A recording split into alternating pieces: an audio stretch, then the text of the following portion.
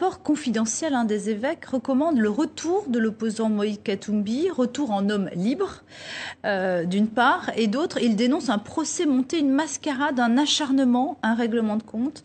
La SENCO, c'est le moins qu'on puisse dire, n'y va pas par quatre chemins.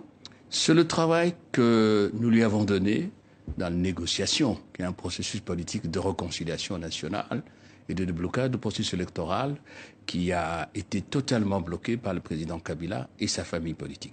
Je dois saluer ici le courage des évêques, leur objectivité, leur sens élevé de responsabilité. Oui, vous avez cité des termes clés, acharnement, mascarade, pour empêcher d'être candidat. Vous-même, vous vous prononcez aussi, vous appelez au retour de Moïse Katumbi. Cela va de soi. Ce n'est que justice et madame, c'est un cas vraiment emblématique en matière de droits de l'homme au Congo. Je crois que le retour de Katumbi va signifier tout simplement que le président Kabila a renoncé à ne pas respecter la Constitution et qu'il a ouvert le jeu politique. C'est essentiel. Et pourquoi ce rapport sort-il maintenant ? Écoutez, le rapport a été déposé au chef de l'État il y a plus d'un mois. Il devait être donné à la plénière, mais vous savez ce qui s'est passé. Le président et les siens ont bloqué le processus de négociation.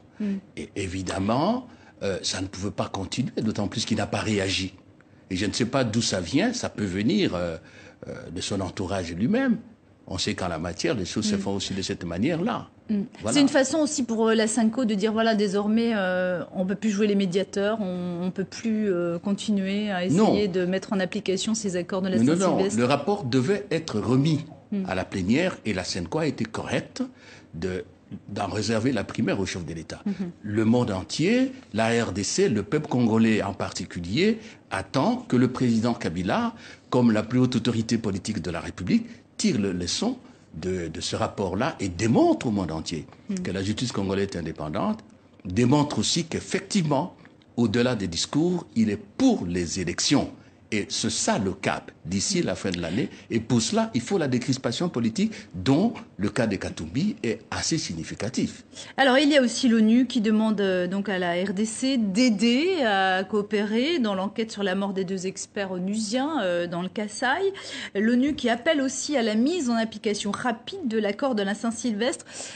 Réellement, ça peut avoir un effet sur le gouvernement. Ces déclarations de l'ONU, elles ont un impact sur le pouvoir. Ce n'est pas une simple déclaration, madame. C'est une résolution de Conseil de sécurité, la résolution 2348. Et je pense que le premier devoir d'un État, des gouvernants dans un pays qui respecte le droit de l'homme, qui respecte l'état de droit, justement, c'est s'acquitter de ses obligations, dont celles qui découlent du fait que la RDC est membre des Nations Unies. Ça, c'est un. Des deux, l'accord. Est-ce qu'aujourd'hui, on peut nous donner un schéma alternatif pour arriver aux élections dans la garantie qu'on ne va plus arrêter les gens, que tout le monde sera libre de circuler à travers le territoire national, de poser sa candidature et qu'il n'y aura pas encore de blocage volontaire? Est-ce qu'il y a d'autres schémas qui, aujourd'hui, peuvent vraiment dire aux Congolais, écoutez, le président Kabila et les siens ne vont plus bloquer les élections? Il n'y a que l'accord, il faut l'appliquer. Et c'est dommage que ce soit les Nations Unies qui nous le demandent. C'est d'abord nous qui avons conclu, qui avons l'obligation d'appliquer l'accord. Eh bien, votre message est passé. Merci à vous, Christophe Lutundula, d'être venu sur le plateau de TV5 Monde. Merci. Merci beaucoup.